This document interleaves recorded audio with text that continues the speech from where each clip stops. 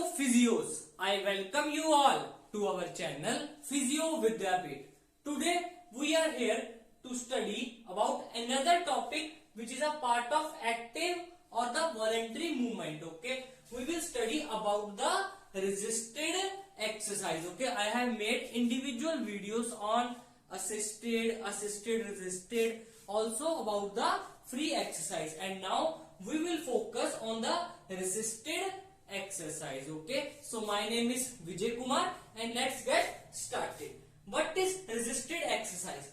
First of all, in simple word, you will say that any muscular activity which is occurring against an resistance is called resisted exercise. Okay, and there is a universal resistance. Which one? Which is gravity. Okay, which was in the free exercise. Okay, in the free exercises there was only a single resistance or the single external force. Okay, we can say it was a single external force, that is gravity. But here along with gravity there is also another external force which is opposing our muscular activity. So what is resisted exercise? The activities which are performed by opposing the mechanical or manual resistance is called resisted exercise. Okay, the activities, some muscular activity which is performed by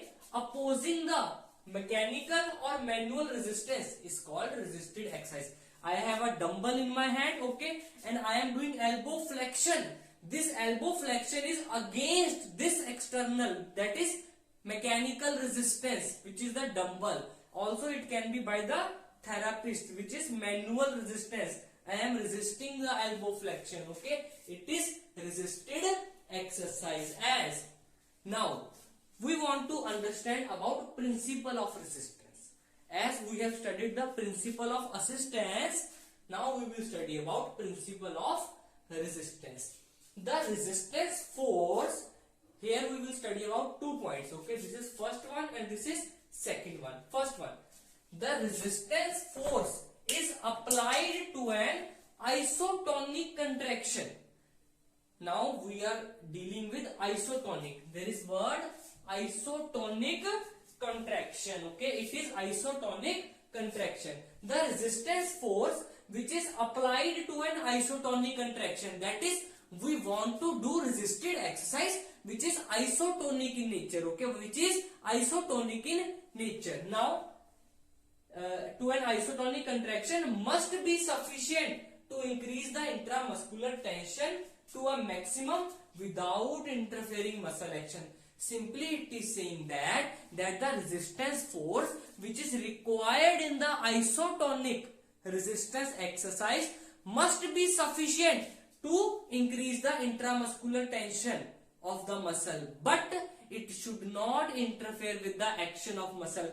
That is, muscle can produce its action. I can do elbow flexion and elbow extension by holding a dumbbell of 5 kg. Okay, I can do it. That is, this resistance is sufficient to increase the intramuscular tension, although it do not hinder my movement. That is, I am able to hold it and move it throughout the range. That is, here the external resistance or the external force is able to increase resistance but do not interfere, that is without interfering the muscle action. That is, muscle action is occurring and movement is also occurring. But the maximum increase, now this is second point, the maximum increase in intramuscular tension during isotonic muscle contraction is elicited by the resistance equal to, here we need to write isometric,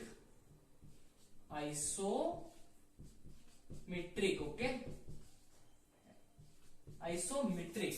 Now the maximum increase in intramuscular tension during isometric muscle contraction can be elicited by resistance which is equal to the ability of muscle to maintain the hold.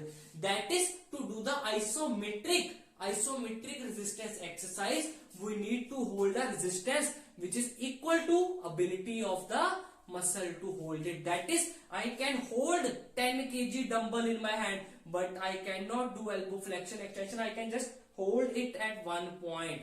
My muscular force is equal to this force, that is external force 10 kg dumbbell, but I could not do the movement. I can just statically hold it, which is a isometric contraction. Simply you can say, in case of isotonic contraction, the external force must be able to increase the intramuscular tension, but it should not interfere with the muscle action. That is, 5 kg dumbbell, easy to move, flexion extension. This is concentric elbow flexion, this is eccentric, that is elbow extension. Concentric contraction of bicep and eccentric contraction of bicep. But in isometric, here the dumbbell is heavy, that is 10 kg dumbbell, having the resistance equal to the ability of muscle to produce force. Okay, so also by the application of resistance, tension in the muscle is increased,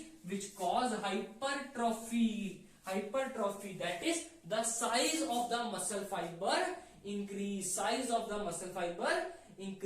Okay, size of muscle fiber increase. So this is about principle of resistance. Now we will study about some factor which affect the development of muscular efficiency by application of resistance. Here you can also write muscular effort. Okay, muscular effort. That what are the factors which affect the muscular effort when we apply any kind of resistance? Okay, so these are the following 7 factors. First is power. Simply you can say that power can be built up when the muscle work against a progressively increasing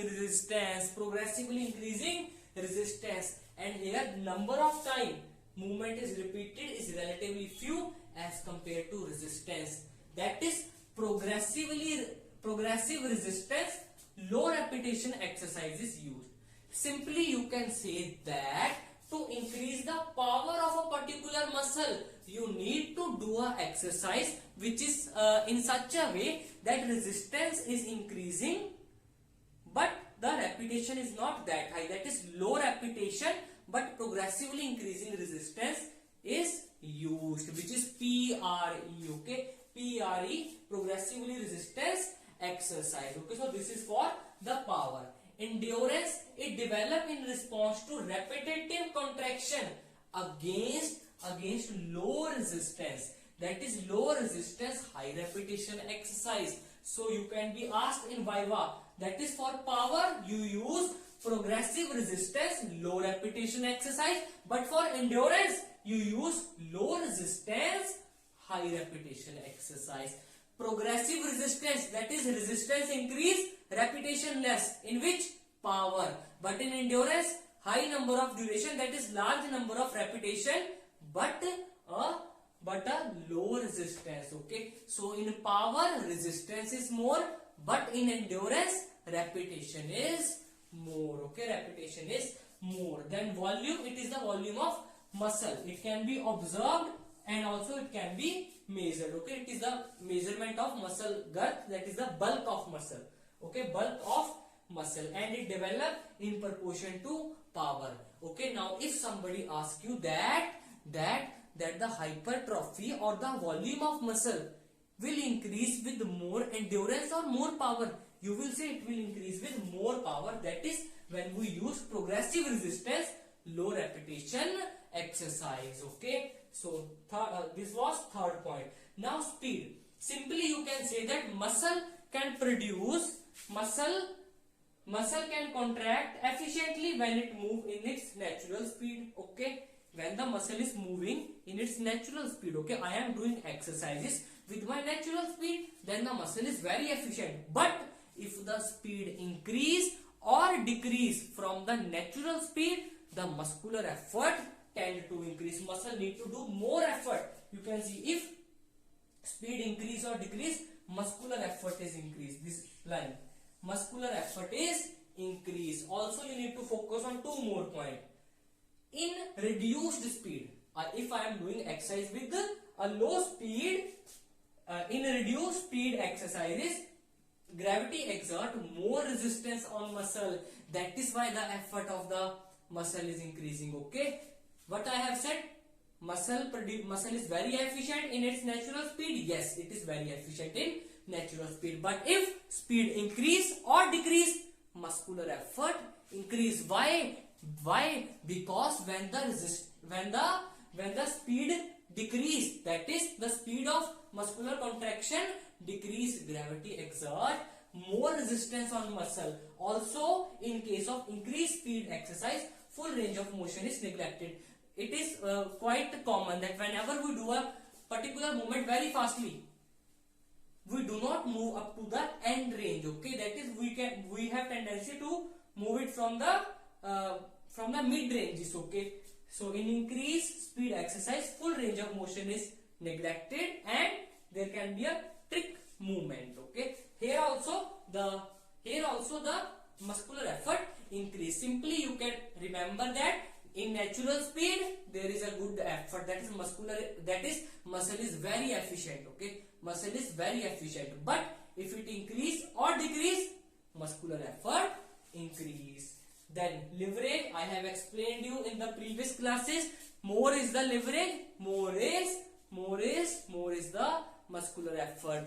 This short lever abduction is less demanding, but this long lever abduction is very demanding. If I put a resistance to this part, I will be able to do it, but if I hold a dumbbell here and try to do like this, it will be quite demanding for our muscular. Okay, then weight and resistance, simply more is the weight, more is the muscular effort. And last is duration. As we do a particular resistant exercise for a large repetition and muscle get fatigued, and as the muscle is fatigued, low resistance seem to be high, that is effort of the muscle increase. Okay, so this is about the resisted exercise principle along with the factor affecting the development of muscular effort with resistance. Now we will study about the techniques of resisted exercise.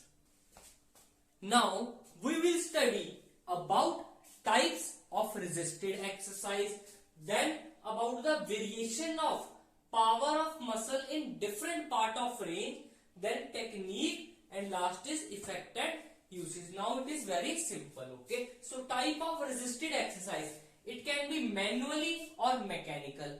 Manually, that is the resistance is given manually, and it can be active, that is by the patient only. I am giving resistance to my elbow flexion, or can be given passively by the physiotherapist. And then mechanically we can use weight and pulley circuit, spring and elastic substance, water and other malleable substance such as clay, putty, wax, plasticine. Also wet sand is used. Okay, so this is the type of resisted exercise along with the things by which we can give resistance to a particular movement. Then this thing is very important, which is the variation of the power of muscle in different range. Simply you need to focus on two lines. Physiologically, what I am saying, physiologically all the muscles have a lot of power when they are in extended position. See, physiologically muscle exert a greater strength when they are fully extended, that is outer range. In this position I can do elbow flexion, I have a lot of strength in this initial outer range. Okay, outer range. Okay, so physiologically muscle exert a greater strength when they are fully extended, that is in outer range. But however, mechanical factors such as angle of pull can modify this.